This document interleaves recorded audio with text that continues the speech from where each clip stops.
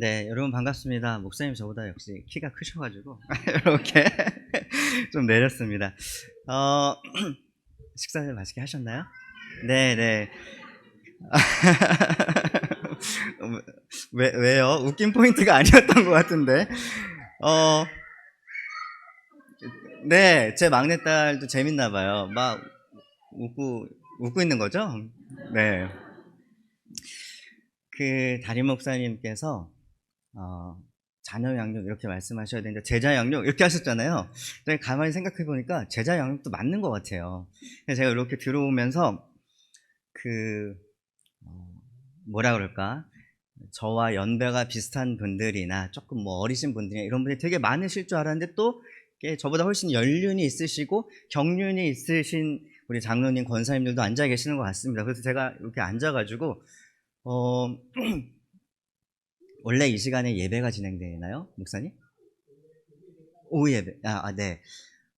이제 교회에서 이제 세미나가 있고 행사가 있고 그러니까 교회 행사에 또 예배에 세미나에 같이 하시고자 하는 그런 마음으로 이렇게 오신 것 같은데, 어, 제가 마음속으로 하나님, 어떤 분들은 다 양육을 시키신 분들이 계신 것 같아요. 제가 앞에서 어떻게 해야 돼요? 막 혼자 찬양하는 짧은 시간 기도를 했단 말이에요, 제가. 제가 마음속에 무슨 생각이 들었냐면, 야, 성경이, 그러니까 제 마음속에 드는 생각이 감동이야. 성경이 자녀 양육 잘 시켜가지고 좋은 대학 보내라고 가르친 뭐 말씀이니? 어떻게 살아가는지, 하나님의 제자로 살아갈 수 있는지 알려주고 있는 책이 성경이 아닙니까? 그래서 자녀 양육 세미나에 초점을 맞추어서 제가 여러분과 말씀을 나누고 특별히 성경의 한 부분을 같이 나누게 될 터인데, 그러함에도 우리가 목사님이 어쩌면 실수처럼 말씀하신 것 같지만 진정 제자 양육에도 우리가 생각을 해볼 수가 있을 것 같다, 이런 생각이 앉아서 들었어요. 특별히 저는 오늘 지혜라는 것에 대해서 잠깐 얘기를 나누고 싶은데, 사실 고대 근동에서 지혜라는 것은요, 우리가 막 성경을 읽으면서 뭐 솔로몬 지혜 얘기, 재판 얘기 막 이런 것도 막 듣고 막 지혜가 있었으면 좋겠다 이런 생각도 들잖아요. 사실 이스라엘 백성들이 살았던 고대 근동에서 지혜라는 것은 살아가는데 필요한 모든 기술이었습니다. 왜냐하면 하루하루를 살아가는 게 너무 힘들었기 때문에. 성경에서 말하는 지혜, 구약에서 말하는 지혜란 그거거든요. 오늘을 매일매일을 살아가기 위한 기술. 네, 그 모든 것을 사실 성경에서는 케이스를 다루면서 지혜로 얘기를 하고 있습니다. 그래서 오늘 우리가 자녀 양육에 대해서도, 또한 한편으로는 또 우리가 스스로 주님의 제자로 더 자라나가는 그런 부분에서도 생각을 해볼 수 있는 포인트가 있지 않을까, 그런 생각이 듭니다. 제가 짧게 다시 한번 기도하고 오늘 같이 말씀을 나누도록 하겠습니다. 하나님 아버지, 감사합니다. 우리 선한 교회에 주님께서 초대해 주시고 부족하지만 이렇게 말씀을 가지고 함께 고민해 볼 수 있는 그런 시간을 허락하여 주셔서 감사를 드립니다. 하나님, 이 시간 인간의 지혜와 어떤 학위와 공부한 양으로 말하는 것이 아니라 성령님의 조명하심으로 우리가 이것들을 나눌 수 있도록 주님 도와주시옵소서. 하나님, 감사를 드리고 사랑이 많으신 우리 주 예수 그리스도의 이름으로 기도합니다. 아멘. 자, PPT를 한번 띄워주시면, 자, 네, 제 소개가 이제 나오게 되었죠. 목사님 말씀처럼 제가 제 소개를 한번 해보도록 하겠습니다. 막내를 하나 달고 왔는데요, 사실은 둘이 더 있어요. 오늘 저희가 이제 제가 섬기는 교회 청소년부에 다니고 초등부에 다니고 있으니까 자기네들은 거기 예배에 간다고 안 온다고 하더라고요. 첫째가 이제 고등학교 1학년이고요. 둘째가 5학년입니다. 그리고 이제 막내가 저 뒤에서 지금 제잘 떠들고 있는, 노래를 부르고 있는데 한 33개월 됐나요? 네. 그래서 제가 이제 미국에서 공부하면서 우리 와이프가 저랑 처음에 결혼할 때 애를 넷을 낳자 그랬는데, 제가 약간 서울 샌님 스타일이라 싫어 막 이랬거든요. 한국에서 애 키우기가 얼마나 힘든지 알아? 막 이러면서. 미국에 이렇게 유학을 가서 공부하면서 사는데, 아내가 이제 박사 공부가 좀 끝나갈 때쯤 돼서, 그때가 한 38, 39, 뭐 거의 40 됐을 때였어요. 아내가 저한테, 나는 40이 넘으면 아기를 안 낳을 거고 셋째를 안 가지면 평생 원망하면서 살 거야. 저한테 그러는 거예요. 그래가지고 제가 뭐 하나님의 응답은 아니었고 약간 느낌상 셋째를 낳으면 딸일 것 같은데 약간 이런 생각이 드는 거죠. 그래가지고 그래 우리 기도하고 그러면 하나님께 구해보자 했는데 첫째랑 13살 차이가 나는 막내딸이 태어났습니다. 그래가지고 이제 고등학교 1학년 양육하는 것도 소위 빡신데 여자아이를 이제 어릴 때부터 새롭게 시작하고 있습니다. 새롭게 양육을 또 배우고 있어요. 그래서 저도 많이 배우고 있는데요. 제 소개를 좀 이렇게 해보자면 원래 이제 신학을 공부한 건 아니고 이제 공대를 갔어요. 공대를 가고 공군 장교로 복무를 했습니다. 그러면서 이제 경영학 석사를 공부를 하고 뭐 특별히 뭐 경영학에 큰 부르심이 있어서 한 건 아니고 그때 당시에는 뭐 놀면 뭐하나 공부를 하자 퇴근하고 공부도 하고 이렇게 했었죠. 목사님 말씀하신 것처럼 미국으로 건너가가지고 사우스 웨스턴 침례 신학대학교 대학원에서 목회학 석사와 구약학 박사를 하게 되었습니다. 이제 저는 어렸을 때부터 침례교회를 다녔어요. 그래서 이제 자연스럽게 교단 신학을 해야 되겠다 해서 이제 침례 교단에 가게 된 것이죠. 그래서 미국에서 전도사 생활을 하고 목사 안수를 받고 이제 한국으로 건너와서 교수 사역을 시작하게 되었고요. 또 미국에서 짧게 또 부목사로 이제 사역을 하면서 또 개교회 사역도 경험하기도 했었습니다. 이제 앞에서 말씀을 나눌 사람이 어떤 사람인가 이런 뭐 조금은 간략하게 말씀을 드리면 물론 이제 담임 목사님께서 초대를 해주셨기 때문에 여러분 그냥 믿고 들어도 되겠다 이렇게 마음을 먹으셔도 됩니다. 저는 성경을 무호하고 무료하며 하나님의 말씀으로 믿고 지켜야 될 하나님의 말씀으로 믿습니다. 저는 그렇게 믿고 가르치는 사람이고요. 학교에서도 그렇게 강조합니다. 학교에서 배우는 것은 교회에서 소위 써먹을 수 있어야 된다 이렇게 가르치는 사람이거든요. 왜냐하면 요즘 유튜브를 봐도 이상한 얘기를 하는 사람들이 정말 많아요. 그래서 여러분 잘 보셔야 되는데 저는 성경을 하나님의 말씀으로 믿고 틀림없는 하나님의 말씀으로 믿고 우리 삶에서 능력으로 나타날 수 있다 이렇게 믿고 가르치는 사람입니다. 자, 오늘 성경에 보면 여러 자녀 양육의 말씀들이 있어요. 제가 이제 몇 가지 유명한 말씀들을 이제 오늘 세미나 초반부에 좀 가져와 봤습니다. 자녀를 노엽게 하지 말고 주의 교훈과 훈계로 양육해라. 뭐 자녀는 태의 열매고 상급이다. 뭐 이런 그런 말씀이 있습니다. 성경은 자녀 양육과 관련하여서 여러 조언들을 하고 있습니다. 많이 들어봤어요. 근데 이런 얘기도 사실 우리는 들어봤습니다. 자, 자녀 양육이 붕괴되고 있다. 오른쪽에 The Collapse of Parenting 뭐 이런 책이 있는데요. 이 책은요. 그 뉴욕 타임즈 베스트셀러의 탑으로 올라갔을 정도로 꽤 유명한 책이었나 봐요. 미국 사회에서도 자녀 양육이 붕괴되고 있다라는 부분이 되게 심각하게 받아들여졌던 그런 때가 있었던 것 같습니다. 지금도 이런 고민들을 많이 하고 있는 것 같아요. 자녀 양육에 관련해서 우리나라에서 관심이 참 많은데 이런 드라마 보신 적 있으십니까? 네, 사실 전 안 봤어요. 왜 안 봤냐면요, PTSD가 올 것 같아서. PTSD 뭔지 아세요? 저는 사실 제 간증이나 이런 것까지 풀면은 오늘 사실 안 끝날 것 같아가지고 제가 잘 조절을 해야 되는데, 사실 제 간증 얘기가 더 재밌을 수 있는데 성경 공부보다. 요즘은 그런 용어 안 쓴다고 하더라고요. 제가 이제 신입생들이 계속 학교에 들어오다 보니까 계속 소위 말하는 20살짜리 학생들이랑 계속 얘기를 하거든요. 1학년짜리 친구들이랑.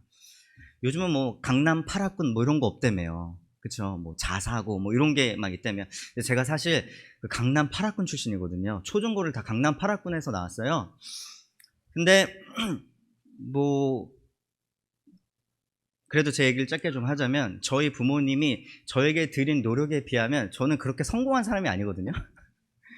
저는 사실 스카이를 갔어야 됐었어요. 스카이를 갔어야 됐었는데 저는 사실 스카이를 못 갔어요. 네, 그래가지고 그게 저한테 남아서 그것을 하나님한테 다름을 받느라 시간이 좀 걸렸어요. 시간이 좀 걸렸고, 제가 대학에 가서도 저희 어머니가 저한테 뭐라 그러셨냐면 너는 한량이냐 그랬었어요. 한량이 뭔지 아십니까? 한량 뭔지 아세요? 제가 아는 한량의 정의가 맞다면 그 양반집 자제인데 빈둥빈둥 놀고 과거를 안 봐요.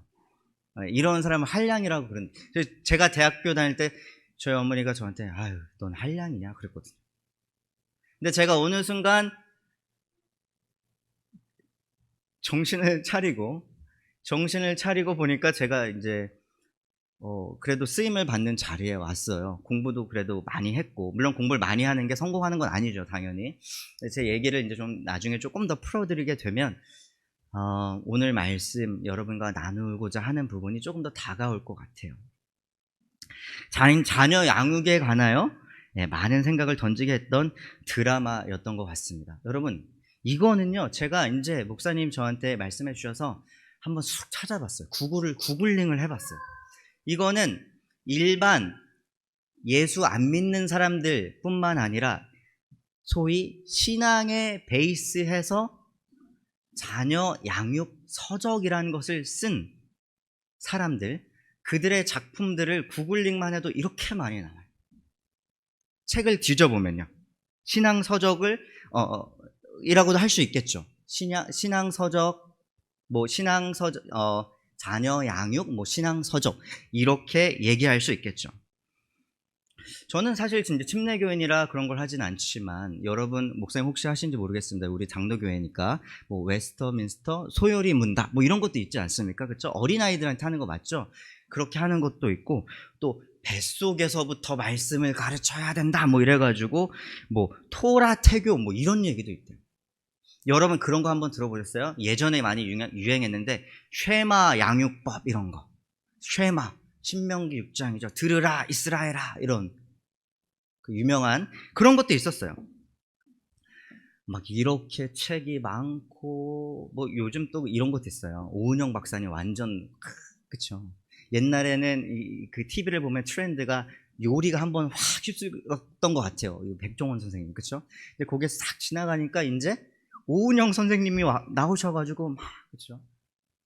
전 안 봐요. 속이 뒤집어져가지고 못 보겠어요. 네. 얼마나 되게 중요한 주제입니까? 근데 그런 것들이 계속 나오고 속이 뒤집어지고 이런저런 드라마도 나오는 거 보면 자녀 양육이 참 쉽지 않고, 또 소위 자녀를 변화시키는 것도 쉽지 않은 것 같습니다. 그렇죠?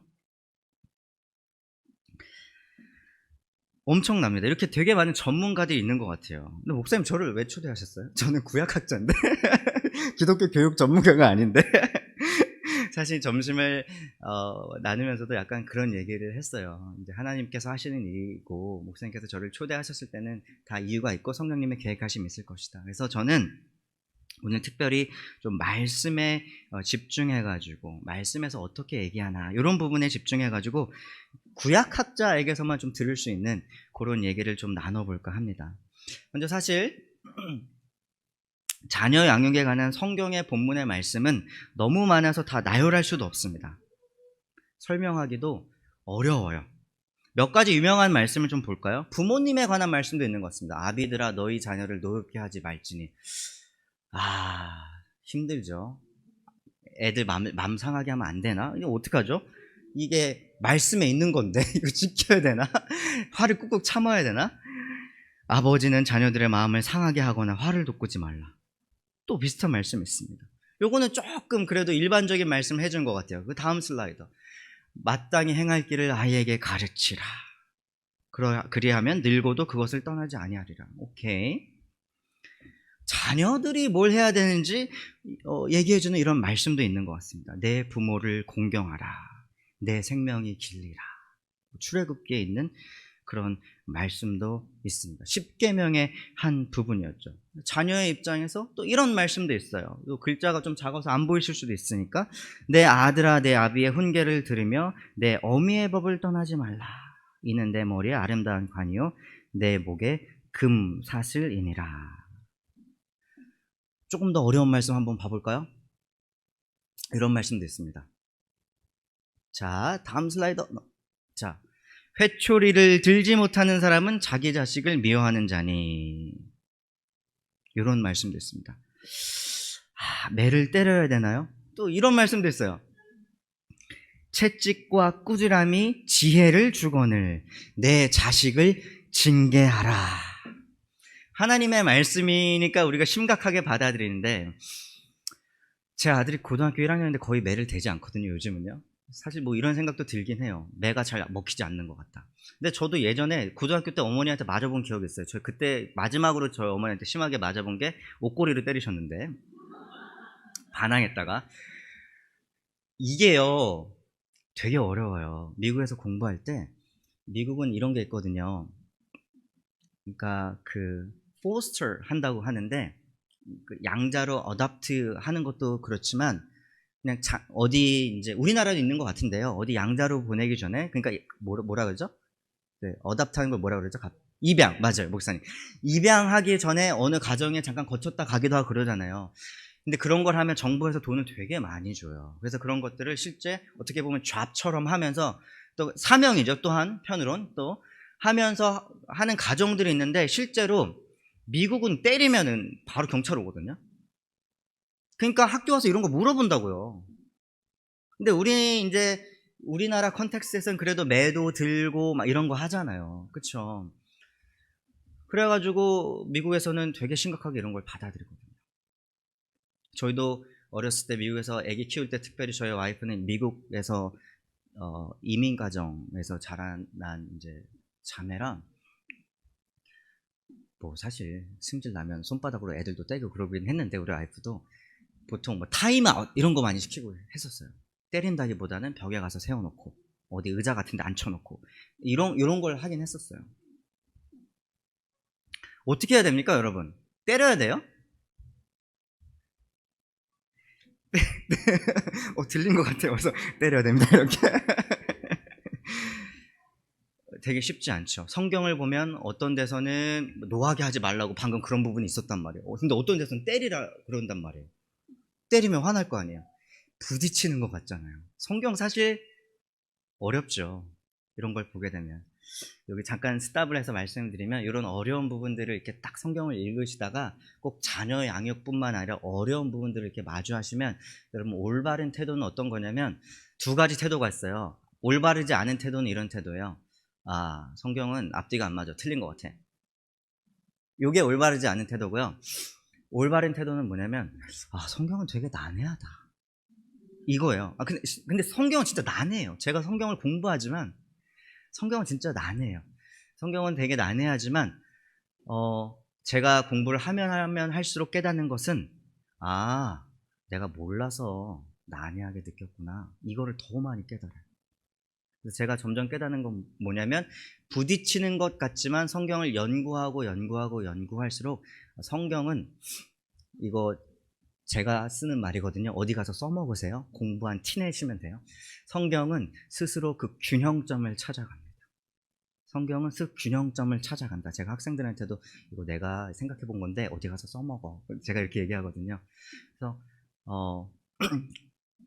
틀렸다 이렇게 하지 말고, 성경은 어렵다 이렇게 하시면 됩니다. 지금 이제 여러분과 짧게 나눈 몇몇의 말씀들은 좀 지엽적인 말씀들, 한 절 한 절을 이렇게 좀 뽑아서 이렇게 말씀을 드렸어요. 그래서 매를 때려야 되냐, 매를 때리지 말아야 되냐, 이런 테크닉적인 부분보다는 조금 더 근원적인 부분을 나누고, 원리적인 부분을 나누고, 그 원리를 어떻게 적용할 수 있는지에 대해서 오늘 생각을 해보려고 합니다. 사실 테크닉적인 부분들은 저보다 많이 공부하신 뭐 자녀 양육서 이렇게 사서 읽어보시면 됩니다. 이런 질문을 한번 드려보고 싶은데, 자녀가 어떠한 삶을 살기를 원하십니까? 자녀가 어떠한 삶을 살기를 원하세요? 한번 고민해 보신 적 있어요? 좋은 대학에 가야 되나요? 우리나라는 그게 되게 강하니까요. 저도 그 영향을 막 받았어요. 그것을 깨는 게, 제 스스로도 깨는 게 쉽지 않았어요. 미국에 있을 때도. 네.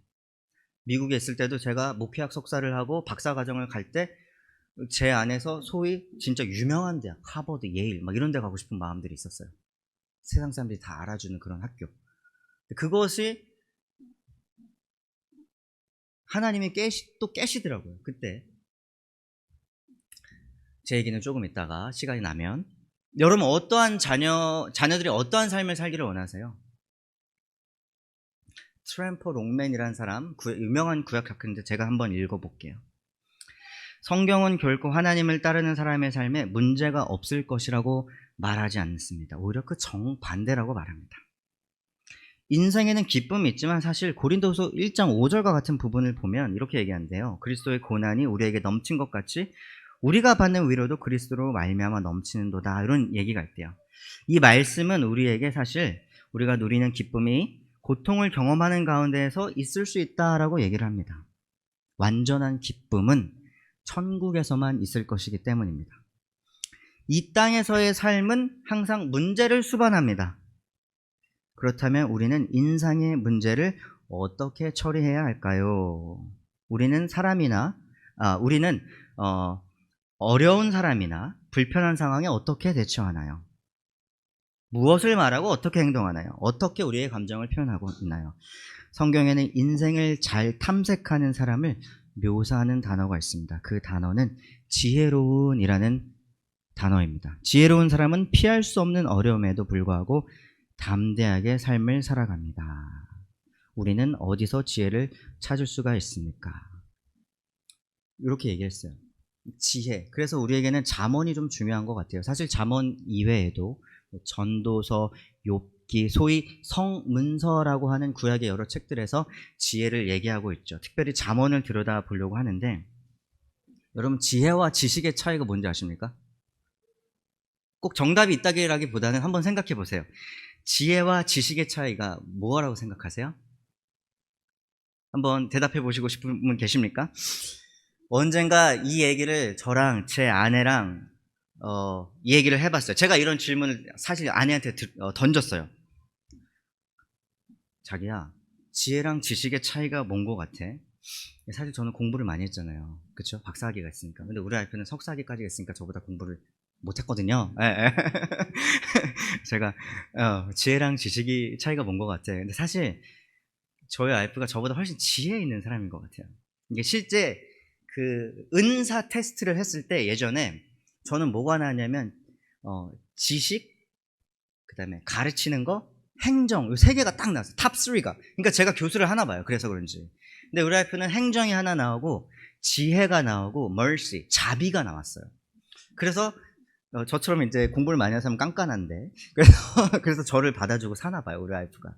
근데 우리 와이프가 저한테 하는 얘기가 뭐냐면 지혜 있는 사람이 지식 있는 사람을 부리는 거야.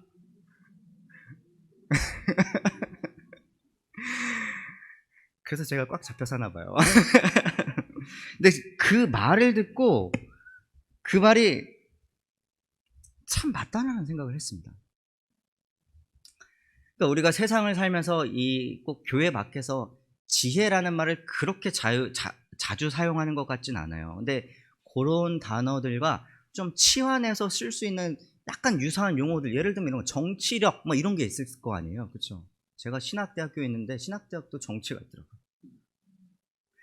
올해 초에 총장 선거가 있었는데 교수들이 공부를 많이 해서 교수들끼리도 뭐 차 마시고 이러면서 이런 얘기 저런 얘기 하고 이렇게 될 것 같아, 저렇게 될 것 같아, 뭐 이런 얘기 하잖아요. 무엇을 생각하든 그 이상이 벌어지더라고요. 정치는 다르구나. 병원에서 일하시는 잘 내부 사정을 잘 아시는 분도 계신데 병원에도 정치가 있다고 하더라고요.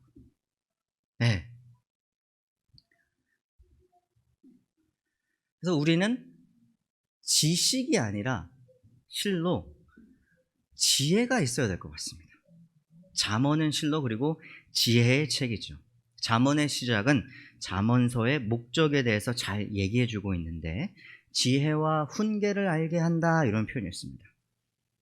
그리고 지혜 있는 자는 듣고 학식이 더할 것이요 명철한 자는 지략을 얻을 것이라. 이게 약간 그 말이랑 비슷한 것 같죠? 우리 와이프가 한 얘기가 지혜 있는 자가 지식 있는 사람을 부린다. 그렇죠? 네. 특별히 오늘은 지혜의 말씀을 담고 있는 잠언의 말씀 가운데 잠언 3장의 말씀으로 여러분과 함께 하고자 합니다. 네, 고맙습니다. 한번 읽어볼게요. 내 아들아, 나의 법을 잊어버리지 말고 내 마음으로 나의 명령을 지키라. 그리하면 그것이 내가 장수하여 많은 해를 누리게 하며 평강을 더하게 하리라.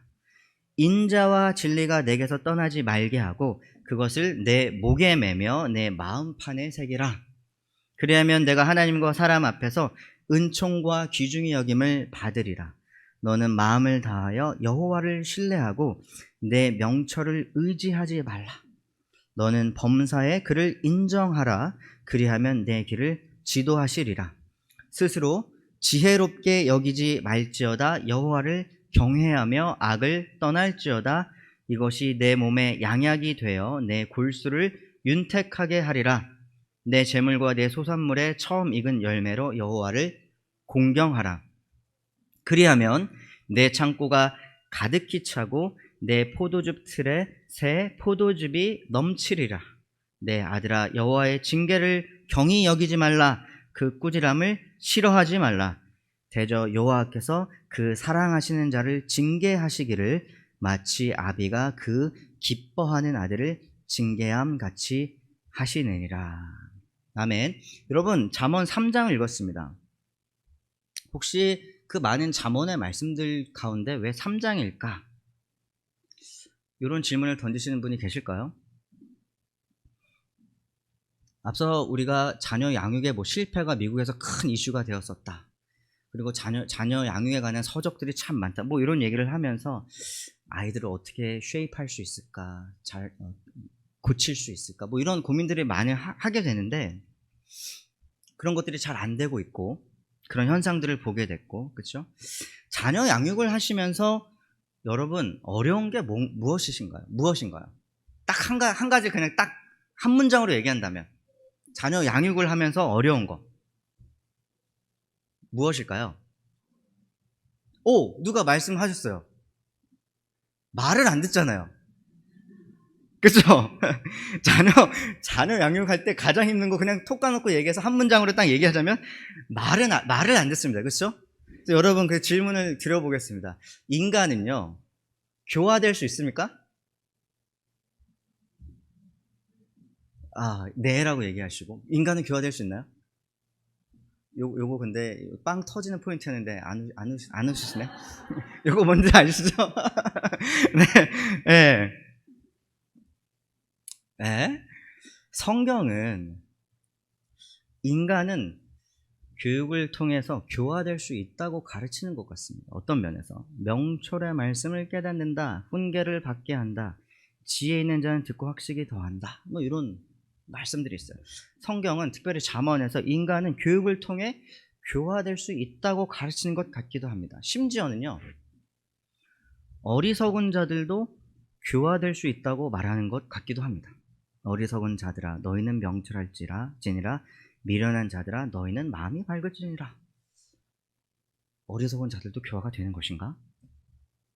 그런데 아까 성경은 뭐라 그랬죠? 말이 안 되는 게 아니라 난해하다 그랬죠. 성경은 근데 또 어떻게 보면요 다른 말씀은 어리석은 자들을 교화하는 것은 불가능하다고 말하는 것 같기도 합니다.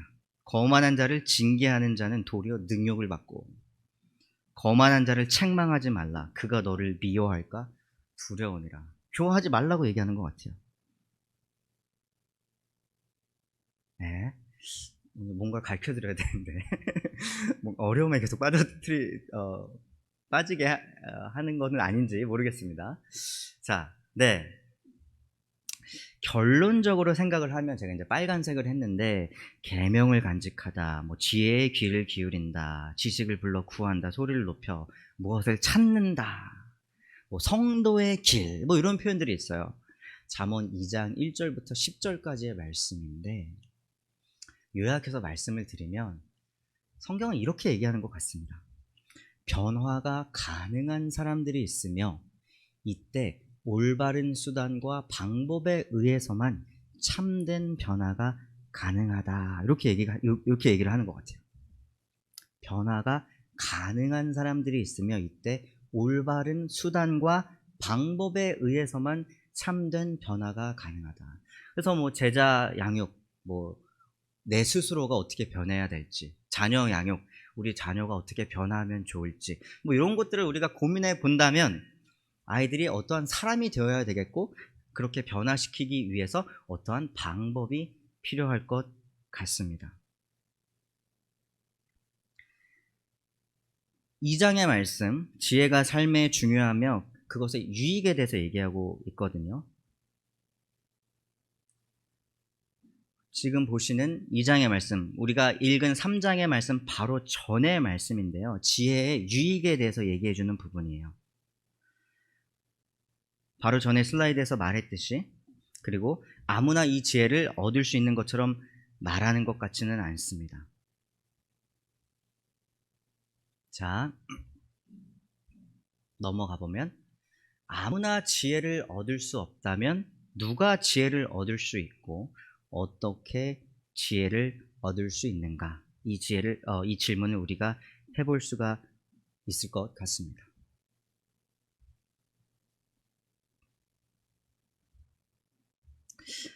하나님을 향한 온전한 믿음, 신뢰가 지혜를 얻을 수 있는 방법이다. 이렇게 크게 여러분에게 던져드리고 싶은데 3장에서 이 얘기를 하고 싶거든요. 네. 하나님을 향한 온전한 믿음, 신뢰가 지혜를 얻을 수 있는 방법이다. 그런데 또 이거는 뒤집어서 얘기해 볼 수가 있어요. 3장은 또 뭐를 얘기해 주고 싶냐면요. 배움을 통해 지혜를 얻는 것, 지혜로움에 이르는 것이 목표가 아니라 그 지혜를 통해서 하나님에 대한 온전한 믿음에 이르는 것이 최종 목표이다라고 말하고 싶어 하고 있습니다. 무슨 얘기예요? 여러분, 이게 뒤집어서 얘기할 수 있다라는 거예요. 하나님을 믿는, 하나님을 강하게 신뢰하는 그런 삶을 살아낼 수 있다면 그 사람에게 지혜가 있을 것이고요. 그 사람이 지혜가 있다면, 세상이 말하는 지혜는 아니겠죠. 그 사람이 지혜가 있다면 더욱더 하나님을 신뢰하고 강력하게 믿는 믿음의 자리로 나아갈 수 있다라는 것입니다. 우리가 알고자 하는 지혜는 다시 한번 말씀드리지만 세상의 지혜가 아니라 신앙인으로서 갖고 있는 그런 지혜이겠죠. 그래서 구약에서는 이렇게 얘기하기도 합니다. 율법, 주의 계명들이 하나님을 아는 지혜가 세상을 이긴다고 이렇게 얘기를 합니다. 신약에서는 이렇게 얘기를 합니다. 자, 다음. 그러나 우리가 온전한 자들 중에서 지혜를 말하더니 이는 이 세상의 지혜가 아니요 또 이 세상에 없어질 통치자들의 지혜가 아니다. 오직 은밀한 가운데 있는 하나님의 지혜를 말하는 것이다. 다시 한번 말씀드리지만 우리가 찾고자 하는 그 지혜는 하나님의 지혜라는 것이죠. 이렇게 또 얘기도 하고 있습니다. 그 안에서, 여기서 그는 예수 그리스도를 얘기합니다. 예수 그리스도 안에서 지혜와 지식의 모든 보화가 감추어져 있느니라, 이렇게 얘기를 하고 있습니다.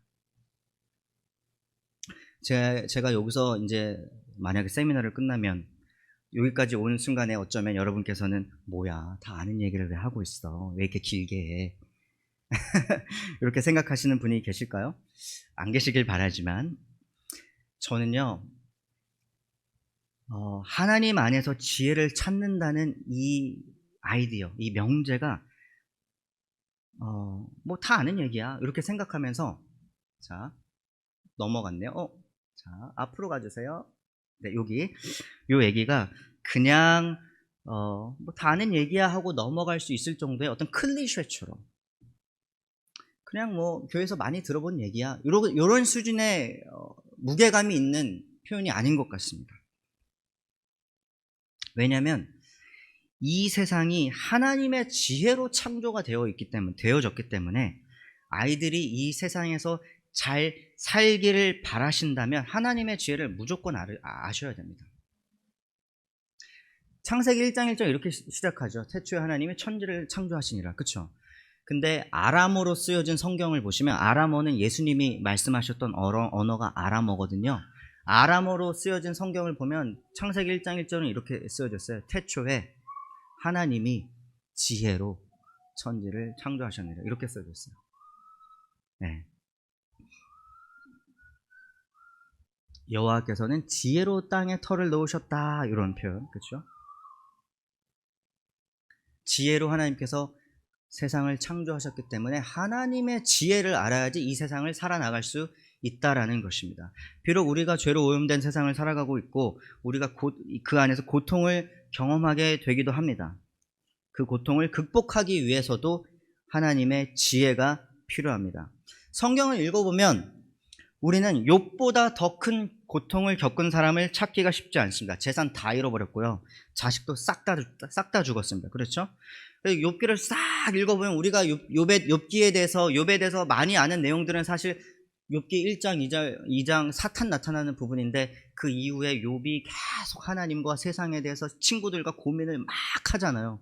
그리고 욥기 끝에 가면 욥기 28장, 욥이 그런 많은 고민들을 한 이후에 욥의 고백을 들어보면 그거예요. 내가 이 많은 고민과 고통과 재산 잃고 자식 다 잃고 이 가운데서 내가 알아야 될 게 무엇일까? 하나님 안에서 지혜를 찾아야 되는구나. 이게 욥의 가장 마지막의 고백이거든요. 그래서 지금까지 우리가 본문이 집중하는 내용을 살짝 요약을 해보면, 양육의 원리를 요약을 해보면 이런 것입니다. 실제적인 적용에 대해서 한 발짝 한 발짝 더 나아갈 것입니다. 우리는 아이들이 단순히 지식이 많은 사람이 아닌 지혜로운 사람이 되었으면 한다. 우리는 세상의 지혜를 구하는 것이 아니다. 왜냐하면 세상은 하나님의 지혜로 설계가 되어 있기 때문이다.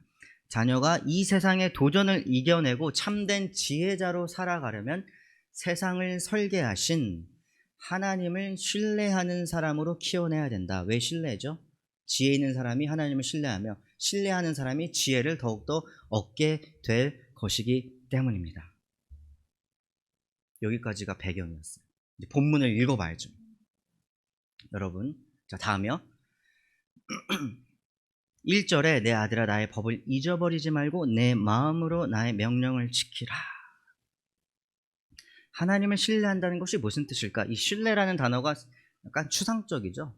무언가를 이렇게 집을 수 있는 단어가 아니잖아요. 그렇죠? 신뢰라는 단어. 하나님을 신뢰한다는 것은 바로 하나님의 법을 잊어버리지 말게 하고 마음으로 명령을 지키는 것을 말합니다. 여기서 눈여겨볼 몇 가지 포인트가 있는데 나의 법이라는 것은 아버지가 지금 아들에게 명령을 하면서 나의 법이라고 얘기하죠. 구약시대니까 율법을 얘기할 것입니다. 토라, 모세, 오경을 얘기할 것이에요.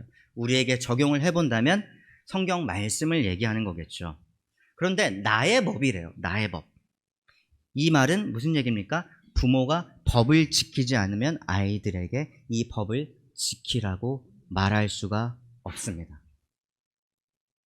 아이들한테 가르칠 때 나의 법을 지키라. 그렇죠? 부모가 법을 잘 지켜야 돼요. 잊어버리지 말라라는 얘기는 순종을 의미하는 것입니다. 잊어버리지 말라. 이거는 기억한다는 의미로 순종을 얘기하는 것이고요. 그 다음에 마음으로 이 얘기는 무엇이냐면 피상적으로 지키는 것이 아니라 새겨진 순종을 얘기해요.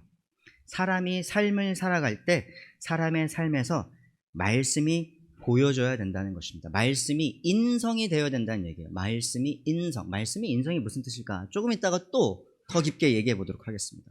그래서 여기까지 우리가 좀 생각을 해본다면 여러분 이 생각을 해보셔야 됩니다. 아이들은 말씀과 얼마나 가까운가 요 질문을 한번 해보셔야 되는데 그때 나의 법이라고 그랬죠. 그래서 내가 아이들에게 내가 말씀과 얼마나 가까운가 요걸 어떻게 보여주고 있는지 요 포인트를 한번 생각을 해보셔야 돼요. 나의 가정은 삶에서 말씀이 어떻게 보여지고 있는가 이런 부분. 저희 가정은 가정 예배를 많이 꼭 챙겨드려요. 큐티 책을 한 권씩 맨날 같은 본문을 가진 큐티 어린이용, 청소년용, 어린이용 이렇게 해서 계속 드려요. 저녁에 같이 예배를 드려요. 자, 그런데 계속 구체화시키고 적용을 해봐야 되겠죠? 인자와 진리가 내게서 떠나지 말게 하고 그것을 내 목에 매며 내 마음판에 새기라 이런 말씀이 있습니다. 오늘 본문 말씀에 내가 말씀에 순종하는 삶을 살고 있는지 아까 삶에서 말씀이 보여져야 된다 이렇게 말씀드렸는데 삶에서 말씀이 보여지고 있는지 아이들한테 보여주고 있는지 또 아이들의 삶에서 말씀이 보여지고 있는지 이것을 어떻게 알 수 있을까? 어떻게 알 수 있을까? 말씀이 보여지는 삶은요, 두 가지 자질이 보여진다고 얘기합니다. 인자와 진리가 내게서 떠나지 말게 하고, 이런 표현이 나와요. 인자와 진리, 언약적 사랑과 진실은 순종하는 삶에 나타나는 표본이다. 왜냐하면 언약적 사랑, 요거는 인자고요. 진실은 요건 진리예요. 진리가, 진실은 하나님의 성품이기 때문이다. 무슨 말인지 한번 볼까요? 하나님의 성품이 무슨 얘기인지. 자, 다음이요. 네. 여호와께서 그의 앞으로 지나가시며 선포하시되, 출애굽기 34장에서 하나님께서 백성들에게, 모세에게 자기를 소개하시는 부분입니다. 여호와라 여호와라, 자비롭고 은혜롭고 노하기를 더디하고 인자와 진실이 많은 하나님이라, 이렇게 얘기하고 있습니다. 하나님은 인자와 진실이 많은 하나님이시래요. 하나님의 백성이요, 만약에 이러한 인자와 진리가 없다면 어떠한 상황이 발생되냐면 그들의 모든 삶에서 악이 나타납니다. 호세아의 말씀입니다. 이 땅에는 진실도 없고 인애도 없고 하나님을 아는 지식도 없고 오직 저주와 속임과 살인과 도둑질과 간음, 포악, 피가 피를 뒤이음이라. 이렇게 기록이 되어 있습니다. 말씀이 보여지는 삶이란 무엇이다? 하나님의 성품이 보여지는 삶이다 라는 것입니다. 또 하나는 여러분, 여기서 잊지 말아야 할 것은, 여러분이 아무리 여러분의 육체와 뭐 신앙, 저게 뭐예요, 자녀 양육 서적 뭐 이런 거 막 사서 테크니컬하게 공부하고 막 이런 걸 하셔도, 아무리 힘써 그렇게 하셔도 그것 자체로는 아이들을 하나님의 말씀에 순종시킬 수 없습니다. 무엇을 깨닫지 못한다면요, 영적인 싸움이라는 것을 깨닫지 못한다면 아이들을 변화시킬 수가 없습니다. 여기 말씀에 보면 목에 매다라는 표현이 있습니다. 이게 무슨 뜻일까요? 목은요, 종종 구약에서 순종과 불순종의 문맥 안에서 나타나요. 모세가 이스라엘 백성들을 모압 평원에 딱 모아놓고, 신명기거든요. 가나안 땅에 들어가서 전쟁을 해야 돼요. 근데 모세는 못 들어가요. 하나님이 넌 못 들어가, 넌 믿음이 없어서 못 들어가, 이렇게 말씀하셨거든요. 마지막으로 가나안 가나안 땅에 들어가면 잘 살아야 돼, 이렇게 얘기하면서 모세가 근데 뭐라고 얘기하는지 아세요? 신명기에서 율법을 다 잘 지키면 복을 받고 못 지키면 벌을 받아. 그런데 내가 살아 있을 때에 목이 고다가지고 불순종하는 것을 그렇게 봤는데 심지어 내가 죽은 후에라야, 이렇게 얘기를 해요. 목이 순종과 불순종의 컨텍스트에서 나와요. 이스라엘은 목이 뻣뻣하다고 불순종할 때 그렇게 얘기하죠. 그래서 무슨 얘기입니까? 목에 맨다, 이 얘기는 바로 영적인 부분을 우리에게 얘기해 주고 있는 것입니다. 영적인 부분. 우리가 그냥 단순히 할 수 있어, 난 못해, 뭐 이런 차원의 얘기가 아니라 순종과 불순종의 차원, 영적인 차원임을 여러분께서 분명하게 인지하고 계셔야 돼요. 우리의 마음은 하나님의 말씀을 새겨야 하지만 종종 죄를 새깁니다. 예레미야서에 하나님께서 이스라엘 백성, 예레미야서면 이제 나라가 망해서, 이스라엘 백성들이 나라가 망해서 유다 백성들이 곧 바벨론으로 끌려가기 직전이에요. 그때 하나님께서 이스라엘 백성들을 보면서 유다의 죄는 금강석 끝 철필로 기록되되, 약간 다이아몬드처럼. 네. 우리의 마음은 그렇게 강하게 죄로 새겨져 있는 그런 상태였다라는 거죠. 이스라엘 백성들의 마음의 상태는. 그런데 다시 그들을 포로로 끌려간 삶에서 하나님께서 그들을 다시 약속의 땅으로 구원하시면서, 하나님께서 에스겔 선지자에게 뭐라고 말씀하시냐면, 요 말씀 3장 9절이 무슨 얘기냐면, 에스겔아, 내가 네 이마를 금강석처럼 해줄게, 이 얘기예요. 금강석처럼. 그러니까 뭐예요? 금강석처럼 진짜 지워지지도 않는 이스라엘 죄의 이런 부분들을 에스겔의 이마, 금강석이 빵 이렇게 때려가지고 다 깨버리는 거죠. 네. 무슨 얘기다? 영적인 부분이다. 이 마음에 새기고 이런 부분들은요, 영적인 부분이에요. 그래서 우리의 그냥 어떤 기술적인 것으로만 들어서는 아이들을 양육시킬 수 없다는 것을 분명하게 생각을 해봐야 됩니다. 원리의 설명, 여기까지 요약입니다. 삶에서 말씀이 보여진다는 것은 삶에서 하나님의 성품이 드러난다는 것이다. 부모는 아이들에게 기계적으로 하나님의 성품을 주입할 수 없다. 야, 니네 말씀 읽었어? 오늘 학교에서 뭐 배웠어? 교회에서 뭐 배웠어? 오늘 교회에서 배운 거 한번 얘기해봐, 엄마 아빠한테. 저도 해요. 저도 해서 이런 얘기를 하는 거예요. 뒷골려고 얘기하는 거 아니에요. 집에 운전하면서 가면서 우리 애들한테, 은성아 오늘 본문 말씀 뭐였니? 저도 해요. 근데 그거보다 더 고차원이라는 거죠. 영적인 부분이라는 거예요. 영적인 부분. 그런 거는요, 아이들이 보고 느끼는 것 같아요. 사실 저도 교수고 목사지만 최근에 하나님께서 저에게 드러나지 않는 죄를 보여주신 부분들이 있었어요. 되게 힘들었거든요. 그래가지고 제가 그 와이프랑 통화하면서 실제로 제가 와이프한테 그랬어요. 아, 하나님께서 나 오늘 이런 죄를 보여주셔가지고 나 오늘 나 너무 힘들어. 막 제가 막 이랬거든요. 아, 막 기도하면서 막 울고. 근데 그런 것들을 예배 시간에, 가정 예배 시간에 나누거든요. 그런 게 부모의 연약함과 부족함을 보여줄까? 아니요. 하나님 앞에서 더 제 얘기를 해도 좀 그렇지만 말씀 앞에 스트러글하는 모습들을 보여주게 되는 거죠. 그러면 아이들 그걸 보고 굳이 뭐라고 설명하고 얘기하지 않아도 느끼게 되는 것 같아요. 느끼게 되는 것 같아요. 네.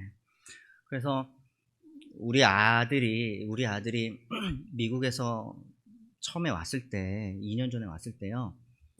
미국에서 태어나서 자란 애가 얼마나 힘들었겠어요. 얼마나 힘들었겠어요. 처음에 왔을 때 코로나 검사하는데 그 생년월일이 무슨 단어인지 몰라요. 그러는데 얼마나 한국이 힘들었겠어요. 네, 집 나간다고 그러고 막 그랬어요. 그래가지고 서울의 천호대교에서 밤에 진짜 집을 나갔어요, 한번.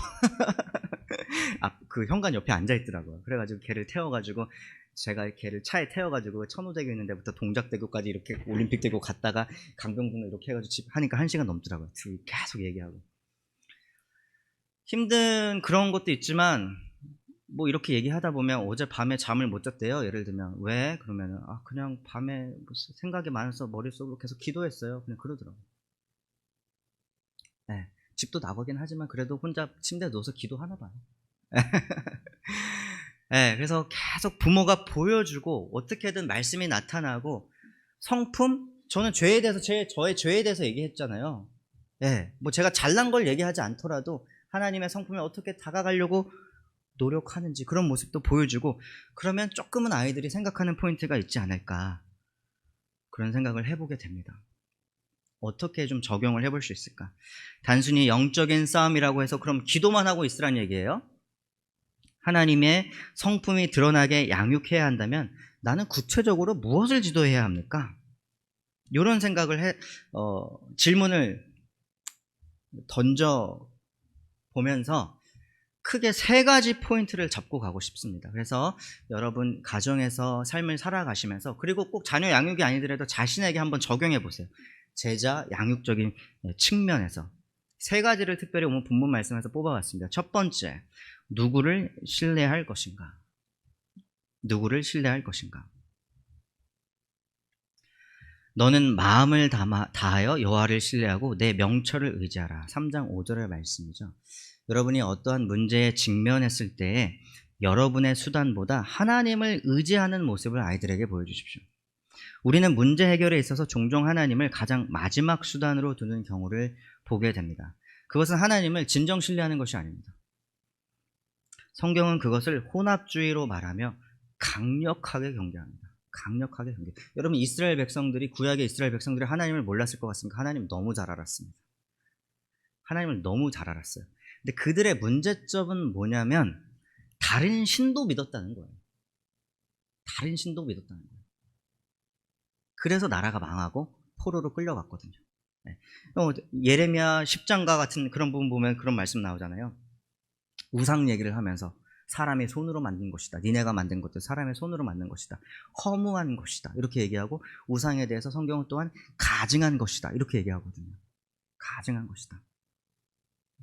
그래서 하나님을 교회에 나오고 주일날 예배 드리고 이런 것들, 단순히 그곳에 그런 것들의 문제가 아닙니다. 신앙생활을 한다는 것, 하나님을 섬긴다는 것, 하나님을 특별히 오늘의 우리 세미나에서 우리가 쓰는 용어, 하나님을 신뢰한다는 것은 단순히 주일날, 수요일날, 금요일날 예배에 오고 셀 모임에 가고 이런 차원의 문제가 아니에요. 나의 삶에서 나는 하나님만 의지하고 있는가 우선순위의 문제라는 것이죠. 그것이 진정 믿는 것이라는 것입니다. 자, 그래서 다음을 보면 자신에게 본래적 수단이 없다고 인정할 때 삶에서 더 좋은 안내가 되는 하나님의 능력과 지혜의 마음을 열게 된다. 어떤 학자가 이렇게 얘기를 했어요.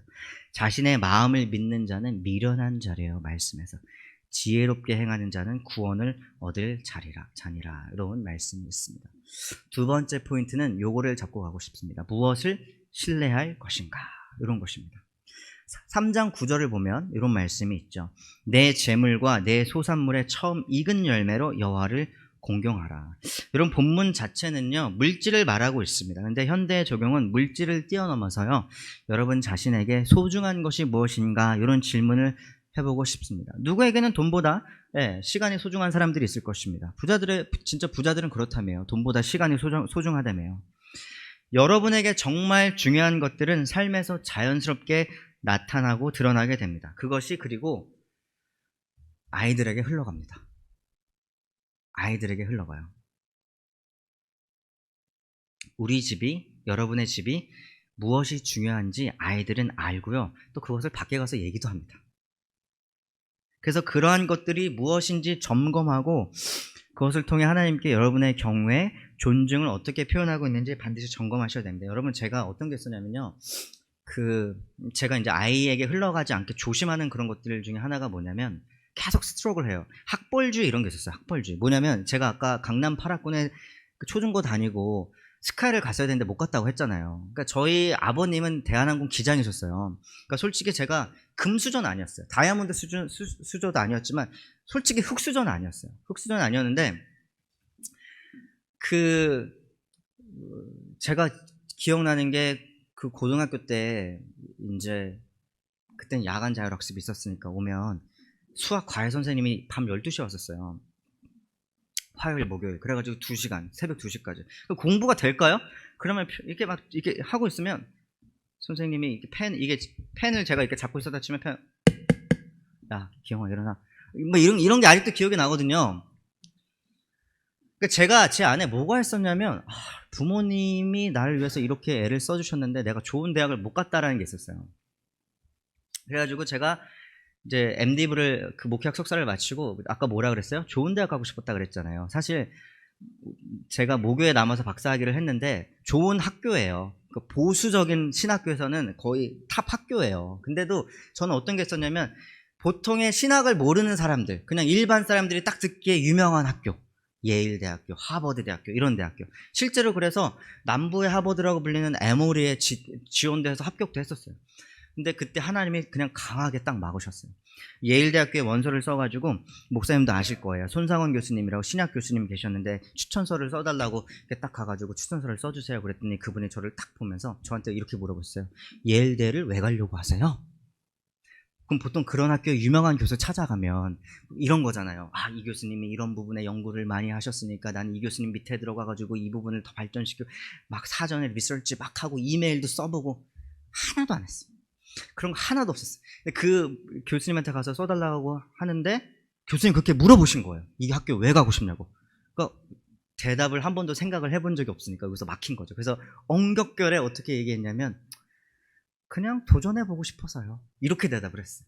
그러니까 교수님이 나를 이렇게 쳐다보니 오케이, 사우스웨스턴에서 MD부를 했으니까 써드립니다. 그 얘기는 이제 교수님의 질문은 왜 이 자유주의 성향이 강한 그 학교에 가려고 하느냐. 사우스웨스턴. 근데 또 이제 오케이, 사우스웨스턴에서 MD부를 했으니까 이 얘기는 뭐냐면 여기서 목회학 석사를 했으니까 그래도 보수적인 게 딱 잡혀있을 것이라고 생각하고 써줍니다. 이 얘기였거든요. 네. 어쨌든 똑 떨어졌어요. 예일대를 똑 떨어지고, 그리고 나서 그 과정 가운데 제가 상위 과정을 막 진행하면서 느꼈던 게 내 안에 아직도 깨지지 않은 학벌주의 같은 게 있었구나. 언젠가 한번 책을 읽다가 책에 저자 소개가 있잖아요. 그쵸? 저자 소개가 있으면은 무슨 대학교 이런 게 있잖아요. 한번 책을 읽다가 와이프한테 자기야 이 사람은 뭐 서울대학교를 나왔어 막 이런 얘기를 했었나 봐. 그러니까 제 아내가 저한테 한두 번 들은 게 아니었겠죠? 그러니까 저한테 왜 자꾸 그거를 나한테 얘기해줘? 왜 봐? 그러는 거예요. 그래서 제가 자기는 안 봐? 그랬어요. 그러니까 저한테 뭐라 그러냐면 나는 내가 필요하지 않으면 안 읽어. 그때 진짜 충격이었어요. 왜냐면 저는 이거 보라고 적어놓은 거 아닌가? 그런 생각이 들었던 거예요. 그때도 내가 내 안에 학벌주의가. 그래서 제가 그거를 내려놓고 깨고 그거를 이제 분명하게 인지하고 지금은 제가 안 읽어요. 더 정확하게 지금도 읽어요. 근데 예전처럼 읽진 않아요. 왜 예전처럼 읽지 않냐면 이 사람은 서울대 나와서 이렇게 읽는 게 아니라 지금은 어떻게 읽냐면 그 사람이 어떤 학교를 나왔는지 보면 이 사람이 어떤 자유주의적인 배경을 가졌는지 이런 걸 알 수가 있어요. 그래서 이 사람은 좀 조심해서 읽어야 되겠구나. 그걸 알기 위해서 읽는데 지금은 이 사람은 뭐 좋은 학교 나왔어. 제가 조심하는 게 이런 것들이 아이들한테 흘러갈까 봐. 저랑 와이프랑 저는 되게 다르거든요. 와이프는 한국에서도 학교를 보낼 때 지금 아이들이 보내는 학교가 크리스천이 붙어 있거든요. 학교에 크리스천 무슨 스쿨? 그러면 우리 와이프는 정말 이 학교가 진짜 크리스천적으로 가르쳐야 돼. 이게 진짜 중요해요. 이름만 달고 있는 크리스천 학교 막 이런 막 속이 뒤집어진. 좀 이런 가치가 달라요. 그래서 저도 와이프한테 많이 배우고 아내도 저한테 이제 좀 배우는 게 있겠죠. 처음에 한국에 공부해야 되는데 썰을 풀면 계속 흘러갑니다. 처음에 한국에 오기 전에 제 동생 부부 저 부부랑 넷이 앉아서 밥을 먹는데 제 동생은 중학교 때부터 공부하고 제 동생 와이프는 그 피아노 전공자였어요. 예고를 나와서 한국에서 이제 피아노 전공을 했어요. 그러니까 교육을 잘 알아요. 저도 교육을 잘 알아요. 저희가 이제 한국을 가게 되니까 뭐 이런 애들 교육 얘기가 나왔어요. 그러면서 애들 학교 어떻게 보내지 막 고민하면서 동생이랑 얘기하고 막 그러는데 제 와이프가 옆에서 그냥 애들 카이스트 보내면 되는 거 아니야? 막 이러는 거예요. 그래서 재수 씨랑 저랑 무슨 카이스트가 뭐 그렇게 쉽게 가는 줄 알아? 막 이런 얘기 모르잖아요. 그러니까 서로 이렇게 배우고 가르쳐주고 뭐 이렇게 하죠. 네. 그래서 가정에서 내가 무엇을 소중히 생각하는지, 최우선으로 생각하는지, 무엇을 중요하게 생각하는지 이런 것들이 나도 모르게 아이들한테 흘러갑니다. 그래서 아까 자녀 양육뿐만 아니라 제자 양육이라고 말씀드린 게 내가 변해야 돼요. 내 법이라고 얘기했던 것처럼 내가 말씀도 더 알고 가까이 가려고 하고 나의 우선순위가 뭔지 알아야 되고 내가 하나님만 진정 신뢰하고 있는지 이런 것도 점검해 봐야 된다라는 것이죠. 읽고 넘어가겠습니다. 여러분의 물질 또는 소중한 것을 어떻게 하나님께 드리는지 자녀들에게 보여주라. 여러분은 무엇이 소중한가? 물질인가? 시간인가? 아니면 다른 그 무엇인가? 자신이 현재 누리고 있는 것으로 어떻게 하나님을 존중하고 있는지 돌아보라 라는 것입니다. 세 번째 포인트는 이것입니다. 어떻게 신뢰할 것인가? 내 아들아 여호와의 징계를 경히 여기지 말라. 꾸지람을 싫어하지 말라. 여러분이 하나님을 신뢰하는 모습을 아이들에게 보여주려 할 때에 여러분은 하나님의 징계를 받아들일 준비가 되어 있는가? 하나님의 사랑과 관심은 징계를 포함할 수 있다는 것을 인정하는가? 라는 질문입니다. 진정한 배움은 징계를 받아들이는 것으로부터 시작한다. 훈계를 좋아하는 자는 지식을 좋아하는 거니와 징계를 싫어하는 자는 짐승과 같으니라. 좀 강하게 얘기를 하네요. 그렇죠? 히브리서는 이렇게 얘기를 합니다. 또 아들들에게 권하는 것 같이 너희에게 권면하시는 말씀도 잊었도다. 일러스되 내 아들아 주의 징계하심을 경히 여기지 말며 그에게 꾸지람을 받을 때에 낙심하지 말라. 주께서 그 사랑하시는 자를 징계하시고 그가 받아들이시는 아들마다 채찍질 하심이라 하였으니. 자, 하나님의 징계 충고가 있을 때 여러분이 어떻게 반응하는가를 아이들에게 보여주는 것이 진정한 가르침이 될 수가 있습니다. 여러분 그렇다고 이러지 않으셔도 됩니다. 하나님 징계를 주십시오. 이러지 않으셔도 돼요. 요거 지금 이제 준비한 건 아닌데 갑자기 생각났는데 학교에서 학생들이랑도 잠깐 나눴던 그런 부분들이 있었어요. 2년 전에 그 다니엘 기도 아세요? 다니엘 기도? 거기에 다니엘 기도에 어떤 분이 나오셔가지고 자기는 그렇게 기도했다라고 고백하신 분이 계셨어요. 제가 이름까지는 얘기하지 않을게요. 하나님 고난을 주세요. 하나님 고난을 주세요. 그래가지고 자기 아들이 심한 그 감전사고를 이렇게 받고 그런 고난이 실제 있었거든요. 혹시 기억하시는 분 계신가요? 유명한 찬양 사역자셨는데 저는 그렇게까지는 안 하셔도 된다고 생각합니다. 그러니까 이제 그 부분, 그게 틀렸다라고 얘기하기보다는 이제 그분의 믿음의 수준을 이제 보여줬다고 이제 저는 생각을 합니다.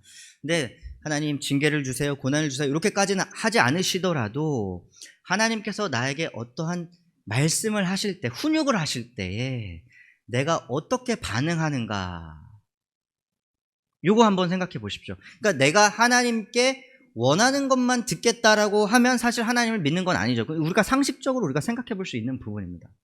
그렇죠? 예. 제가 제 삶을 잠깐 조금 전에 나눴듯이 그런 부분이 될 수 있을 것 같아요. 저는 한 2주 전에 너무 힘들었거든요. 예. 하나님이 좀 어느 정도로 힘들었냐면 제가 교수를 그만둬야 되나? 내가 이런 사람인데 약간 이런 생각이 들 정도로 하나님이 저를 한 번 더 쉐입을 하셨어요. 너 요 부분에 대해서 더 민감하게 생각하고 교수로서 목사로서 사람들을 더 섬기려면 너가 정말 나한테 더 잘 쓰임 받고 싶으면 요 부분 더 센시티브 해라 이렇게 말씀해 주신 부분들이 있었어요. 근데 그때에 힘들었는데 그런 부분들, 그러니까 도망가려고 그러는 게 아니라 하나님 앞에 무릎 꿇고 기도하고 고백하고 또 기회가 된다면 뭐 아이들이 받아들일 수 있는 수준에서 아이들한테 나눠주고 이런 부분. 저는 제가 부족한 부분들에 대해서 제 성격이 좀 그렇거든요. 저를 이렇게 밖으로 오픈하는데 약간 꺼리낌이 없는 성격이거든요. 그래서 저는 진짜 마이너한 것도 아이들한테 기도 부탁해요. 얘들아 요즘 내가 영어 공부를 다시 시작했는데 아빠가 너무 자신이 없어. 니네가 영어를 잘하잖아. 아빠 영어 좀 잘할 수 있게 좀 기도 좀 해주고 뭐 아빠 조금 더 성실하게 공부할 수 있게 기도 좀 해줘. 뭐 이런 얘기도 하거든요 아이들한테. 근데 그게 실제로 가정예배 때 그런 얘기 하잖아요. 그럼 저희는 가정예배 끝날 때 돌아가면서 오늘은 아빠가 마무리 기도, 내일은 엄마가 마무리 기도 이렇게 마무리 기도를 하는데 그 전에 오늘 기도 제목 있는 사람 다 나누세요. 그럼 이제 이렇게 다 나누고 그러면 그렇게 마이너하게 아무것도 아닌 것처럼 나눈 것도 아이들이 기도 제목에 넣어서 같이 기도를 해주더라고요. 네. 그래서 요약을 해보겠습니다. 첫 번째, 누구를 신뢰할 것인가? 여러분, 다음, 나의 수단이 아닌 하나님의 수단, 하나님의 방법을 신뢰하자. 그 다음에 무엇을 신뢰할 것인가? 자신이 소유하고 있는 것으로 하나님을 경외하는가? 이 부분 생각해 보셔야 되고요. 그 다음에 어떻게 신뢰할 것인가? 전적인 하나님의 지도를 받을 준비가 되어 있는가? 이 세 가지를 적용점으로 한번 삶에서 계속 고민해 보시길 바라겠습니다.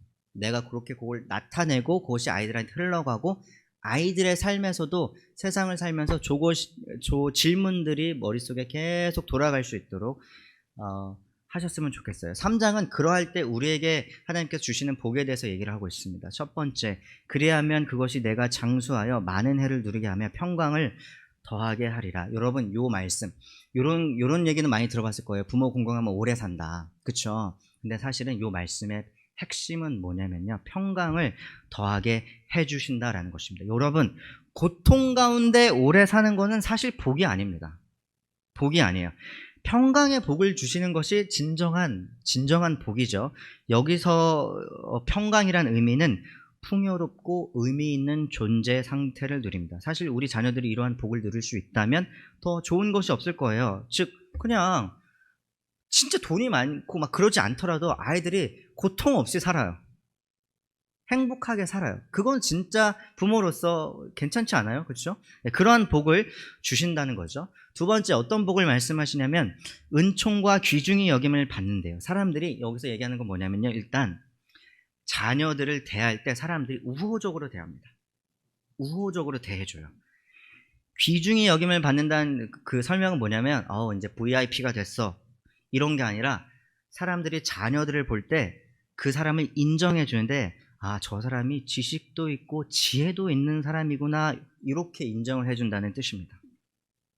또 하나는 여러분 우리가 언제까지 자녀들을 우리 품 안에 두고 살겠습니까? 그렇죠? 떠나보내야 돼요. 저는 그게 사실 되게 가까워요. 미국 이 개념으로는 대학을 가면 애들이 다 떠나거든요. 얼마 안 남았거든요. 저는 아이들의 삶을 지도해 주신다고 얘기를 하십니다. 하나님이 인도해 주신다고 얘기하셔요. 하나님이 인도해 주시지 않으면 큰일이 납니다. 큰일이 나요. 성경은요 단순히 하나님이 그 아이들, 그 지혜 있는 사람, 하나님을 경외하는 사람의 길을 인도해 주신다라고 거기서 끝나는 것이 아니라 하나님이 길을 인도해 주시지 않으면 어떻게 되냐면 일단 길이 구부러집니다. 고생을 아주 그냥 직선하게 하게 되는 거죠. 네. 그리고 그 마지막이 어떻게 되냐? 망하는 길이다 라고 얘기를 하고 있습니다. 그의 객들이 스홀 깊은 곳에 있는 것을 알지 못하느니라 이렇게 얘기를 하고 있죠. 여러분 그 다음에 또 어떤 복을 우리에게 얘기하냐면 이것이 내 몸의 양약이 되어 내 골수를 윤택하게 하리라 라고 얘기했는데요. 건강을 주신다는 얘기인데 그냥 몸이 건강한가? 여러분 여기 몸이라고 해석되어 있는 이 단어는 사실 배꼽이라는 단어예요. 배꼽. 몸의 바깥쪽에 배꼽이 있죠. 골수가 안쪽에 있죠. 몸 안과 밖을 포함하는 환유법이에요. 환유법이 뭐예요? 환유법. 천지를 창조하시니라 온 세상. 요람에서 무덤까지 태어나서부터 죽을 때까지 그러니까 성경이 비유법을 써가지고 지금 기록한 거거든요. 몸 안과 밖 뭐예요? 전 인격을 치료해 주신다 이런 표현입니다. 단순히 신체적 건강뿐만 아니라 자녀들의 전 인격을 치료해 주실 것이다 이런 부분입니다. 자, 그 다음에 내 창고가 가득히 차고 내 포도즙들의 새 포도즙이 넘치리라. 네, 농경사회였죠. 이 시대에 구약의 시대 이러한 컨텍스트에서 물질적인 축복을 이게 하나님께서 약속해 주시는 것이다 이렇게 이해를 하시면 될 것 같습니다. 여러분 이게 뭐 너무 기복적으로 들린다 뭐 이렇게 생각하실 수도 있겠지만 그냥 담백하게 말씀을 해드리는 거예요. 성경은 물질에 대해서 엄청 얘기를 많이 해요. 그러니까 우리가 좀 사실 여러 얘기를 할 수 있겠죠. 뭐 현대 한국 교회가 어떻고 저렇고 한국인들의 신앙이 어쩌고 저쩌고 이런 여러 가지 얘기를 할 수 있겠지만 그래도 다 그런 거 다 쳐내고 성경 말씀을 딱 얘기한다면 저는 공부하고 연구하는 사람으로서 성경은 분명하게 물질에 대해서 얘기를 하고 있습니다. 그거는 확실해요. 그러니까 그거를 어떻게 풀어내고 하나님이 물질에 대해서 어떻게 말씀하시는가 요게 중요하죠. 네. 자, 그래서 물질을 받고 안 받고의 차원 이렇게 하시지 마시고 하나님께서 물질의 복을 주실 수 있다라고 기대하는 것은 물질의 주인도 하나님이시라고 인정하는 하나님을 신뢰하는 한 측면이다 이렇게 이해하시면 좋을 것 같습니다. 그렇죠? 그래서 우리가 하나님께서 주시는 복들에 대해서 우리가 좀 나누어 봤는데요. 반드시 깨달아야 하는 것이 무엇이냐면 이러한 복들에 대해서 이렇게 딱 꽂히실 때 복들은 그것을 쫓을 때 얻을 수 있는 것이 아니라 하나님을 신뢰할 때 그 결과로 주어진다는 것입니다. 다시 한번 말씀드리면 이 복들을 쫓을 때 주어지는 것이 아니라 하나님을 신뢰할 때 그 결과로 주어지고 있는 것입니다. 잠언 3장의 논리가 그렇습니다. 그렇게 써놨어요. 네.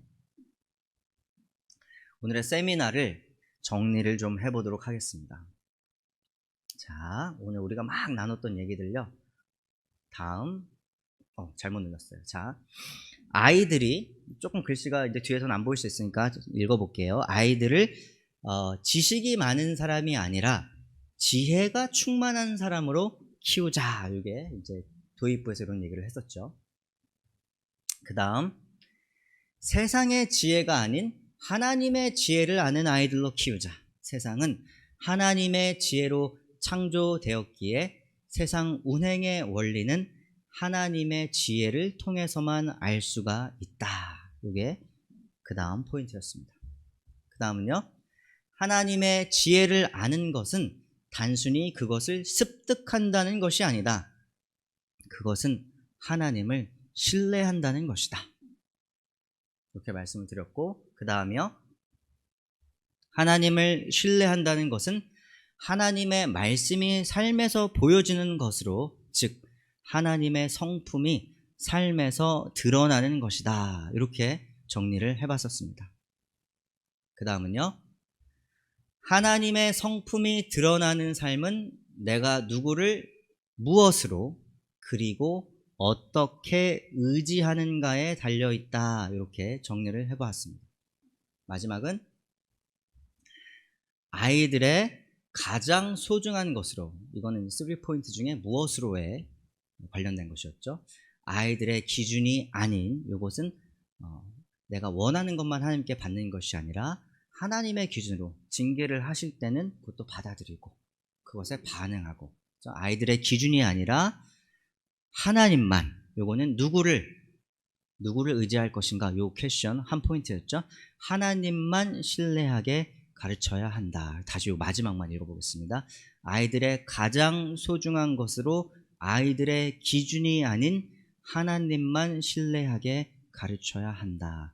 이러한 부분들은 아이들뿐만 아니라 나의 삶에서, 우리의 삶에서 드러나서 가정 가운데, 교회 가운데에서도 흘러갔으면 좋겠습니다. 또 아이들 양육이라는 것이 가정에서 가장 중요하게 지켜줘야 되지만, 또 교회에서도, 교회 공동체가 아이들을 양육하지 않습니까? 그렇죠? 따라서 이러한 부분들은 우리 교회가 깊이 있게 생각해 봐야 할 부분이라고 생각이 되고, 또 교회 공동체로서 아이들에게 무엇을 보여주고 어떻게 보여주고, 이런 부분들, 어떻게 하나님께 반응하고, 이런 부분들도 보여줘야 할 책임이 있지 않을까, 이런 생각을 해보게 됩니다. 그래서 제가 준비한 부분은 여기까지였는데요. 혹시나 뭐 질문이나 커멘트 같은 거 하실 분 계신가요? 그렇죠? 거의 끝날 시간이 다 되었습니다. 그렇죠? 네. 그래서 모르겠습니다. 구약을 공부한 학자가 와서, 근데 저도 사실 목회도 하고요. 이제 개 교회에 대한 마음이 커요. 단순히 학교에만 있는 것은, 학교에서 가르치고 교회와 떨어진 얘기를 하는 것은 사실 저의 존재 가치가 없다라고 생각하는 사람이기 때문에 교회에 관심이 참 많습니다. 저를 불러주셔서 대단히 감사를 드리고,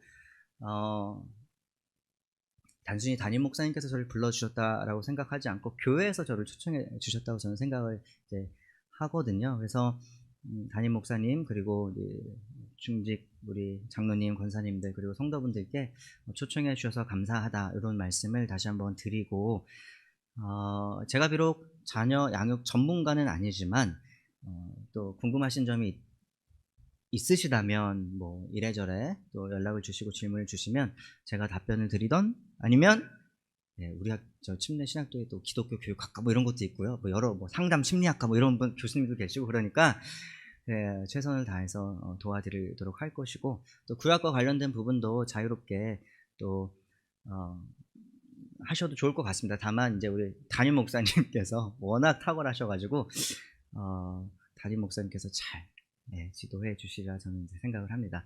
감사를 드리고, 목사님 제가 어떻게 기도할까요? 어떻게 할까요? 제가 기도하고 오늘 이 시간을 마무리하도록 하겠습니다. 하나님 아버지 감사합니다. 부족한 저도 이제 고1 부모의 여정을 겪고 있는 사람이라, 사실 저 스스로도 그렇게 테크닉적으로, 기술적으로 전문가가 아니면 잘 알고 있었지만, 그래도 하나님의 부르심에 순종하였고, 또 그 가운데서 말씀을 연구하며 어떻게 아이들을 잘 양육할 수 있을지 하나님의 마음을 또 되새겨 보았습니다.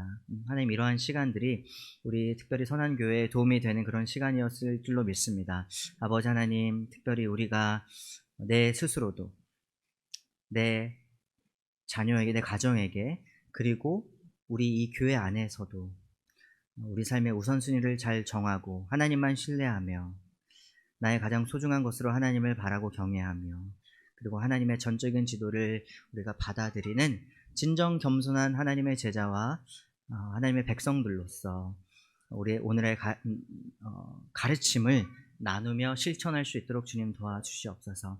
특별히 이 교회에 말 그대로 자녀 양육을 정말 액티브하게 하셔야 하는 그런 우리 부모님들 계신 것으로 알고 있습니다. 초등학생들, 중학생들, 고등학생들.